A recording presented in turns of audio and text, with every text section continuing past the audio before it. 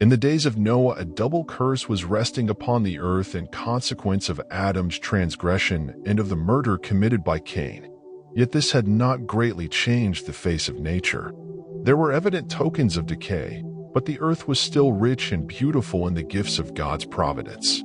The hills were crowned with majestic trees supporting the fruit-laden branches of the vine. The vast, garden-like plains were clothed with verdure and sweet with the fragrance of 1,000 flowers. The fruits of the earth were in great variety and almost without limit. The trees far surpassed in size, beauty, and perfect proportion any now to be found. Their wood was of fine grain and hard substance, closely resembling stone, and hardly less enduring. Gold, silver, and precious stones existed in abundance. As we dive in, please subscribe to be part of our community. Hit the like button. This helps our channel reach more people. The human race yet retained much of its early vigor, but a few generations had passed since Adam had access to the tree which was to prolong life, and man's existence was still measured by centuries. Had that long-lived people, with their rare powers to plan and execute, devoted themselves to the service of God, they would have made their Creator's name a praise in the earth and would have answered the purpose for which He gave them life. But they failed to do this. There were many giants, men of great stature and strength, renowned for wisdom, skillful in devising the most cunning and wonderful works. But their guilt in giving loose rein to iniquity was in proportion to their skill and mental ability. God bestowed upon these antediluvians many and rich gifts, but they used His bounties to glorify themselves and turn them into a curse by fixing their affections upon the gifts instead of the giver. They employed the gold and silver, the precious stones and the choice wood, in the construction of habitations for themselves, and endeavored to excel one another in beautifying their dwellings with the most skillful workmanship. They sought only to gratify the desires of their own proud hearts, and reveled in scenes of pleasure and wickedness. Not desiring to retain God in their knowledge, they soon came to deny His existence. They adored nature in place of the God of nature. They glorified human genius, worshipped the works of their own hands, and taught their children to bow down to graven images. In the green fields and under the shadow of the goodly trees they set up the altars of their idols. Extensive groves that retained their foliage throughout the year were dedicated to the worship of false gods. With these groves were connected beautiful gardens, their long, winding avenues overhung with fruit, bearing trees of all descriptions, adorned with statuary, and furnished with all that could delight the senses or minister to the voluptuous desires of the people, and thus allure them to participate in the idolatrous worship. Men put God out of their knowledge and worshiped the creatures of their own imagination, and as the result, they became more and more debased. The psalmist describes the effect produced upon the worshipper by the adoration of idols. He says, "They that make them are like unto them, so is every one that trusteth in them." Psalm 115, verse 8. It is a law of the human mind that by beholding we become changed. Man will rise no higher than his conceptions of truth, purity, and holiness. If the mind is never exalted above the level of humanity, if it is not uplifted by faith to contemplate infinite wisdom and love, the man will be constantly sinking lower and lower. The worshippers of false gods clothed their deities with human attributes and passions, and thus their standard of character was degraded to the likeness of sinful humanity. They were defiled in consequence. God saw that the wickedness of man was great in the earth, and that every imagination of the thoughts of his heart was only evil continually.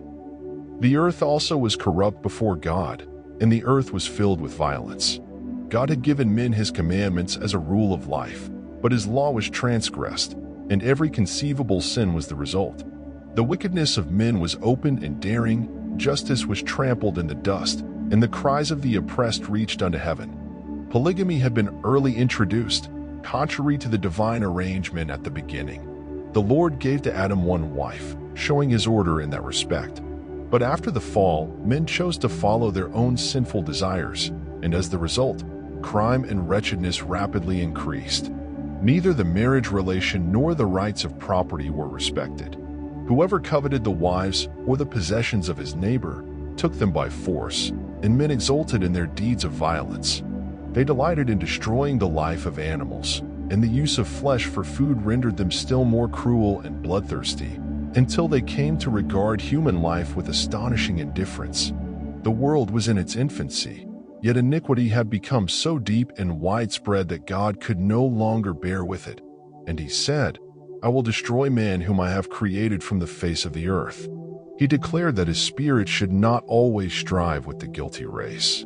If they did not cease to pollute with their sins the world and its rich treasures, he would blot them from his creation, and would destroy the things with which he had delighted to bless them. He would sweep away the beasts of the field, and the vegetation which furnished such an abundant supply of food, and would transform the fair earth into one vast scene of desolation and ruin. Amid the prevailing corruption, Methuselah, Noah, and many others labored to keep alive the knowledge of the true God and to stay the tide of moral evil. 120 years before the flood, the Lord by a holy angel declared to Noah his purpose and directed him to build an ark. While building the ark, he was to preach that God would bring a flood of water upon the earth to destroy the wicked. Those who would believe the message and would prepare for that event by repentance and reformation should find pardon and be saved. Enoch had repeated to his children what God had shown him in regard to the flood, and Methuselah and his sons, who lived to hear the preaching of Noah, assisted in building the ark. God gave Noah the exact dimensions of the ark and explicit directions in regard to its construction in every particular. Human wisdom could not have devised a structure of so great strength and durability. God was the designer, and Noah the master builder. It was constructed like the hull of a ship, that it might float upon the water, but in some respects it more nearly resembled a house. It was 3 stories high, with but one door, which was in the side. The light was admitted at the top, and the different apartments were so arranged that all were lighted. The material employed in the construction of the ark was the cypress or gopher wood, which would be untouched by decay for hundreds of years. The building of this immense structure was a slow and laborious process. On account of the great size of the trees and the nature of the wood, much more labor was required than now to prepare timber, even with the greater strength which men then possessed. All that man could do was done to render the work perfect, yet the ark could not of itself have withstood the storm which was to come upon the earth. God alone could preserve his servants upon the tempestuous waters. By faith Noah, being warned of God of things not seen as yet, moved with fear, prepared an ark to the saving of his house, by the which he condemned the world, and became heir of the righteousness which is by faith. Hebrews 11 verse 7. While Noah was giving his warning message to the world, his works testified of his sincerity. It was thus that his faith was perfected and made evident. He gave the world an example of believing just what God says. All that he possessed, he invested in the ark. As he began to construct that immense boat on dry ground, multitudes came from every direction to see the strange sight and to hear the earnest, fervent words of the singular preacher. Every blow struck upon the ark was a witness to the people. Many at first appeared to receive the warning, yet they did not turn to God with true repentance. They were unwilling to renounce their sins. During the time that elapsed before the coming of the flood, their faith was tested, and they failed to endure the trial. Overcome by the prevailing unbelief, they finally joined their former associates in rejecting the solemn message. Some were deeply convicted and would have heeded the words of warning, but there were so many to jest and ridicule that they partook of the same spirit, resisted the invitations of mercy, and were soon among the boldest and most defiant scoffers. For none are so reckless and go to such lengths in sin as do those who have once had light, but have resisted the convicting Spirit of God. The men of that generation were not all, in the fullest acceptation of the term, idolaters. Many professed to be worshippers of God. They claimed that their idols were representations of the deity, and that through them the people could obtain a clearer conception of the divine being. This class were foremost in rejecting the preaching of Noah. As they endeavored to represent God by material objects, their minds were blinded to his majesty and power. They ceased to realize the holiness of his character or the sacred, unchanging nature of his requirements. As sin became general, it appeared less and less sinful, and they finally declared that the divine law was no longer in force, that it was contrary to the character of God to punish transgression, and they denied that his judgments were to be visited upon the earth. Had the men of that generation obeyed the divine law, they would have recognized the voice of God in the warning of his servant, but their minds had become so blinded by rejection of light that they really believed Noah's message to be a delusion. It was not multitudes or majorities that were on the side of right. The world was arrayed against God's justice and his laws, and Noah was regarded as a fanatic. Satan, when tempting Eve to disobey God, said to her, "You shall not surely die." Genesis 3 verse 4. Great men, worldly, honored, and wise men repeated the same. The threatenings of God, they said, are for the purpose of intimidating and will never be verified. You need not be alarmed. Such an event as the destruction of the world by the God who made it, and the punishment of the beings he has created, will never take place. Be at peace. Fear not. Noah is a wild fanatic. The world made merry at the folly of the deluded old man. Instead of humbling the heart before God, they continued their disobedience and wickedness, the same as though God had not spoken to them through his servant. But Noah stood like a rock amid the tempest. Surrounded by popular contempt and ridicule, he distinguished himself by his holy integrity and unwavering faithfulness. A power attended his words, for it was the voice of God to man through his servant. Connection with God made him strong in the strength of infinite power, while for 120 years his solemn voice fell upon the ears of that generation in regard to events, which, so far as human wisdom could judge, were impossible. The world before the flood reasoned that for centuries the laws of nature had been fixed. The recurring seasons had come in their order. Heretofore rain had never fallen. The earth had been watered by a mist or dew. The rivers had never yet passed their boundaries, but had borne their waters safely to the sea. Fixed decrees had kept the waters from overflowing their banks. But these reasoners did not recognize the hand of him who had stayed the waters, saying, "Hitherto shalt thou come, but no further." Job 38 verse 11.